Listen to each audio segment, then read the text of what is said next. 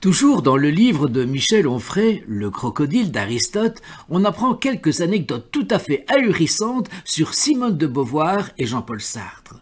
C'est ainsi que l'on découvre que Sartre n'aimait pas coïter, pour reprendre d'ailleurs son expression, et se contentait de caresser les femmes. Simone de Beauvoir, quant à elle, était bisexuelle, alors qu'elle a caché sa part homosexuelle sa vie durant.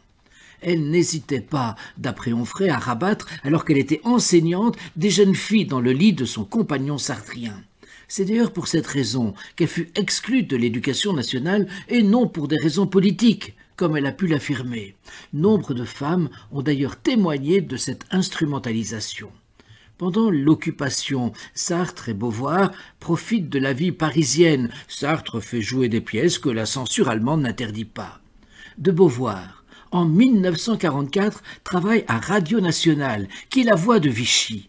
C'est d'ailleurs sur les antennes de cette radio que l'on entend les diatribes antisémites de Philippe Henriot. Rappelons encore qu'en 1940, Sartre avait 35 ans. Il n'est jamais parti à Londres et a préféré les soirées bien arrosées à l'écoute du jazz, pendant que des hommes de sa génération risquaient leur vie en mer pour rejoindre la Grande-Bretagne. Il avait le beau prétexte de rester près de sa mère, chez qui il a d'ailleurs vécu jusqu'à l'âge tout à fait honorable de 56 ans. Vous le voyez, il y a donc engagement et engagement. On apprend encore que Sartre a beaucoup fumé, bu de l'alcool en quantité, a ingurgité des doses phénoménales d'amphétamine pour écrire ses livres de philosophie, dans des états d'excitation guère propices à un style limpide, simple et fluide.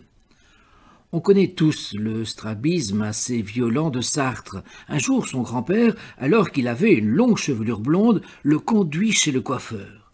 Quand il revient, sa mère s'enferme dans sa chambre pour pleurer. Sartre écrira ceci. « Ses cheveux cachaient l'évidence de ma laideur.